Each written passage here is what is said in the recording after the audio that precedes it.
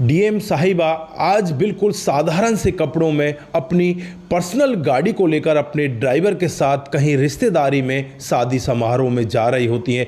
तभी उनकी गाड़ी एक सुनसान जगह पर जाकर पंचर हो जाती है। फिर वो अपने ड्राइवर से कहने लगती हैं कि यहाँ आसपास में कोई पंचर वाला होगा, उसे देखो और पंचर लगवाओ। फिर यहाँ पर ड्राइवर कहने लगता है कि मैडम आसपास में तो कोई नज़र नहीं आ रहा, लेकिन एक नंबर मेरे पास है और वो चलती फिरती पंचर की दुकान है, वो जहाँ भी आपको ज़रूरत है वो वहीं पहुँच जाता है। फिर उस व्यक्ति को फ़ोन किया जाता है। 10 मिनट के बाद वो व्यक्ति यहाँ पर अपनी मोटरसाइकिल को लेकर आ जाता है। मोटरसाइकिल के ऊपर ही उसने सारा सामान पंचर लगाने का सेट कर रखा होता है। अब यहाँ पर जैसे ही वो डिग्गी खोलकर उसमें से स्टपनी निकालने वाला होता है, तभी वो उस डीएम मैडम की तरफ देखता है और डीएम मैडम की तरफ देखकर वो अपनी नज़रें नीचे की तरफ झुका लेती है। और जब डीएम मैडम उसे देखती है तो बस वो भी देखती ही रह जाती है। उसके बाद पंचर लग जाता है। ड्राइवर उसे पैसे देने लगता है, लेकिन वो ड्राइवर से साफ मना कर देता है कि मुझे पैसों की ज़रूरत नहीं है। मैडम को बोलना कि आप तो बड़े लोग हो, जब हमें कभी ज़रूरत पड़े तो हमारी सहायता कर देना। दोस्तों, उसके बाद मैडम यहाँ पर उसे एक लिफाफा देती है। उस लिफाफे के ऊपर अपना नंबर लिख देती है। आगे इस कहानी में क्या होता है, मैडम और इस पंचर वाले का क्या रिश्ता था, अगर आप लोग भी पूरे मामले को डिटेल से जानना चाहते हैं तो वीडियो को जरा सा भी स्किप ना करें, लास्ट तक वीडियो को जरूर देखिएगा। आगे बढ़ने से पहले हमारी वही रिक्वेस्ट कि जो हमारे चैनल के साथ नए हैं कृपया करके चैनल को फॉलो कर लें, बेल आइकन को जरूर प्रेस करें। नमस्कार, जय हिंद। आप देख रहे हैं APH न्यूज राहुल रावत के साथ। दोस्तों, आज की जो हकीकत की कहानी आप लोगों को बताने जा रहा हूं, ये कहानी उत्तराखंड की है और यहां पर रहने वाला रमेश एक दिन अपने परिवार के साथ एक शादी समारोह में जाता है। वहीं पर एक लड़की भी आती है जिस लड़की का नाम विमला होता है, जो इनके दूर के रिश्तेदारी में से होती है। इन दोनों की शादी भी हो सकती थी, वो ऐसी रिश्तेदारी में से होती है जब ये दोनों एक दूसरे को पहली नज़र में देखते हैं तो यहाँ पर इन दोनों को एक दूसरे से बस पहली नज़र में ही प्यार हो जाता है। जो बिमला होती है वो बहुत धनी परिवार से होती है, जो राकेश होता है वो मिडिल परिवार से होता है। अब ये दोनों अपना नंबर एक्सचेंज कर लेते हैं और घर जाने के बाद हर दिन अपनी बातें स्टार्ट कर देते हैं। धीरे धीरे बातों का सिलसिला इस तरह से आगे बढ़ता है, दोनों एक दूसरे के साथ शादी करने के लिए तैयार हो जाते हैं। फिर यहाँ पर रमेश उस लड़की से कहने लगता है कि मैं अगर चाहूँ भी तो भी तुम्हारे साथ में शादी नहीं कर सकता, क्योंकि आपका जो परिवार है वो बहुत धनी है, हमारा परिवार गरीब परिवार है, आपके घर वाले इस सब के लिए राजी होंगे ही नहीं। लड़की भी यहाँ पर यही कहती है कि आप सही कह रहे हो, तो फिर क्या किया जाए। दोनों मिलकर एक प्लान बनाते हैं। प्लान के तहत ही यहाँ पर दोनों के दोनों घर से भाग जाते हैं और भागकर एक मंदिर में जाकर शादी कर लेते हैं। घर वालों को जब इस सब के बारे में पता चलता है तो घर वाले आपस में एक दूसरे से बातचीत करते हैं, क्योंकि रिश्तेदारी का मामला होता है, उनके पास दोनों के नंबर होते हैं। और फिर यहाँ पर वो यही फैसला लेते हैं कि लड़का लड़की को बुला लिया जाए और इनकी अच्छे से रीति रिवाज के हिसाब से शादी की जाए। फिर होता भी कुछ ऐसा ही है। यहाँ पर रमेश अपने घर आ जाता है और जो बिमला है वो अपने घर चली जाती है। एक डेट निश्चित करके दोनों की बड़ी ही धूमधाम से शादी हो जाती है। शादी होने के बाद जो बिमला होती है वो दुल्हन बनकर अपनी ससुराल में आ जाती है और वहां पर वो ठीक ठाक तरीके से कुछ दिन ही रहती है। लेकिन कुछ दिन के बाद जो बिमला है उसे तो अब यहाँ का जो रहन सहन है, खान पान है, वो बिल्कुल ही पसंद नहीं आ रहा था, क्योंकि वो तो बहुत धनी परिवार की थी, यहाँ तो ये लोग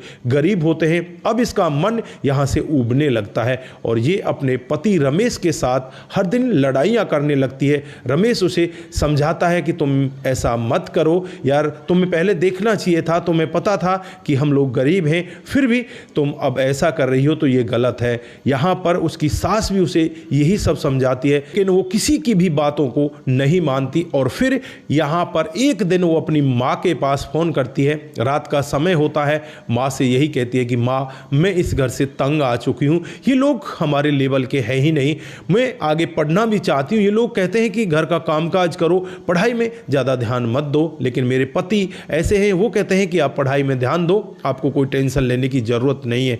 फिर भी मैं इन लोगों से इतना ज़्यादा तंग आ चुकी हूँ, मैंने तो अच्छा खाना भी खाए काफ़ी दिन हो गए हैं। तो यहाँ पर वो एकदम से अपनी बेटी से कह बैठती है कि बेटा तू ऐसा कर, अपना बैग पैक कर और हमारे पास आ जा। बेटी भी बिना कुछ सोचे समझे वहाँ से अपने बैग को पैक करती है और सीधे अपने गांव की तरफ आ जाती है।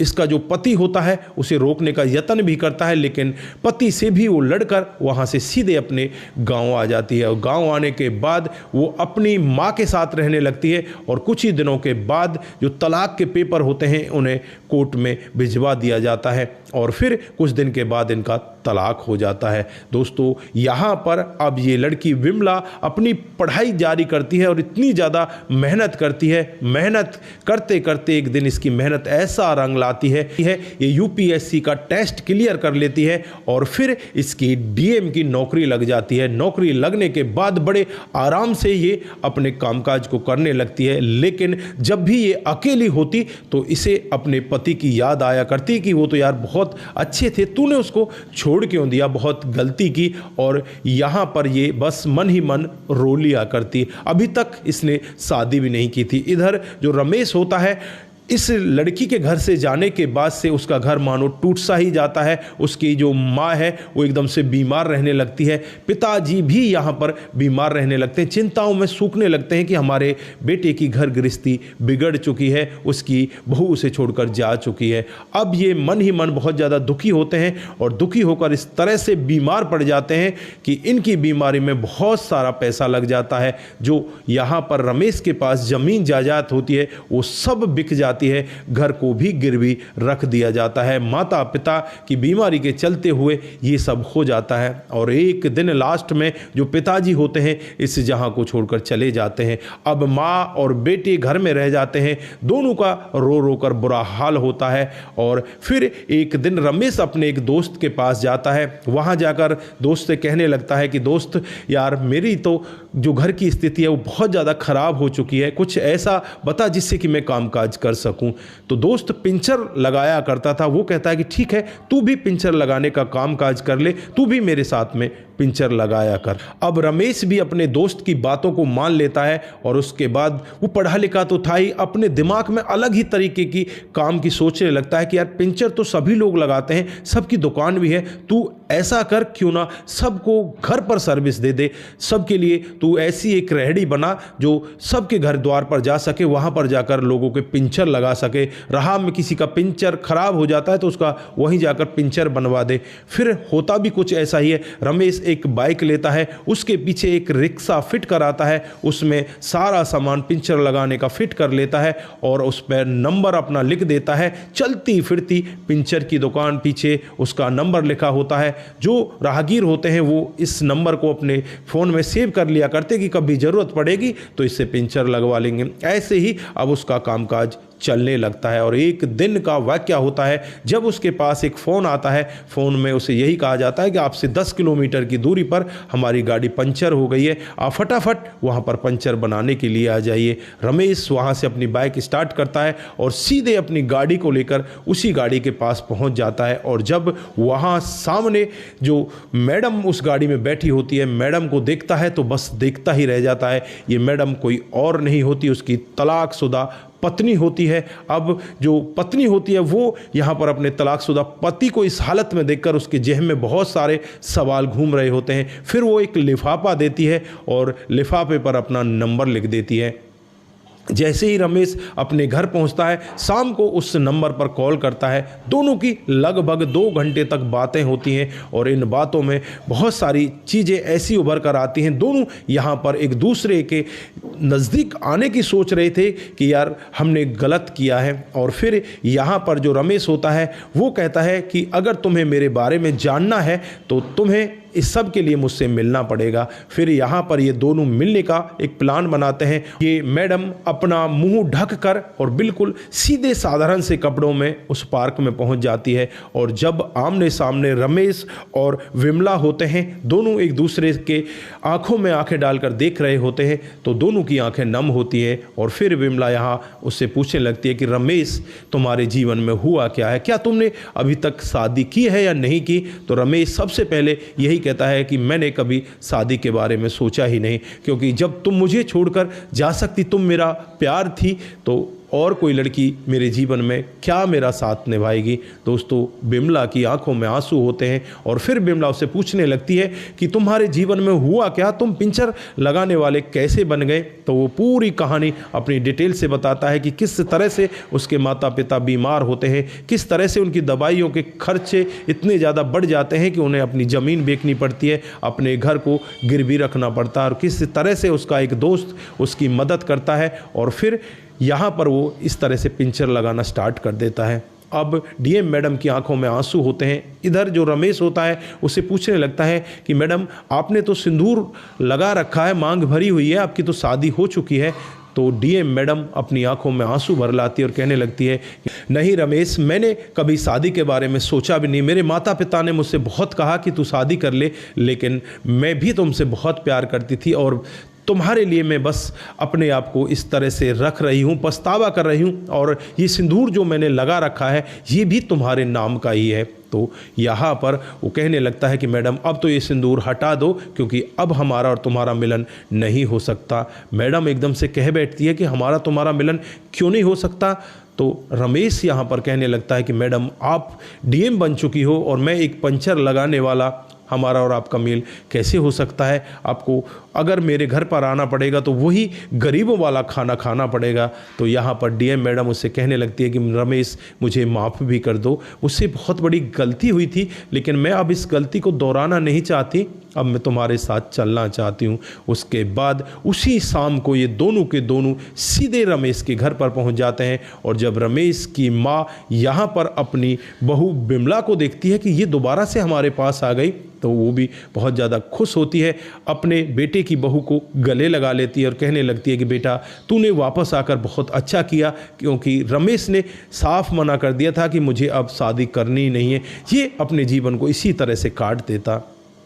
बिमला यहाँ पर भाव विभोर हो जाती है, रोने लग जाती है। वो कहती है कि माँ जी, मुझसे बहुत बड़ी गलती हुई थी, मैं अपनी माँ की बातों में आ गई थी, ऐसे मैंने देवता जैसे पति को छोड़ दिया, और आप तो इतनी अच्छी मेरी सास थी, मैंने आपको भी छोड़ दिया, मुझे माफ़ कर दो माँ जी। उसके बाद यहाँ पर ये सभी लोग मिलकर आराम से बैठकर वही खाना खाते हैं जो यहाँ पर इस घर में बना था, और बहुत ज़्यादा खुश होते हैं। उस दिन के बाद से ये लोग बड़े आराम से रहने लगते हैं। जो इसकी पिंचर की दुकान है उसे बंद करा दिया जाता है, और डीएम साहब खुद इसे अपना पर्सनल ड्राइवर रख लेती हैं, और इनके साथ वो बस उन्हें ऑफिस छोड़कर आया करते और ऑफिस से घर ले आया करते। बाकी तो दिन में सरकारी ड्राइवर मैडम के पास होता ही है। दोस्तों, इनका जीवन बड़े आराम से चल रहा है, और अब इनके जीवन में किसी भी तरह की कोई कमी नहीं है। दोस्तों, साल 2019 का ये मामला होता है। आज 2025 है। 2019 में इनका तलाक हुआ था। 2019 के बाद 2021 में ये दोबारा मिले थे,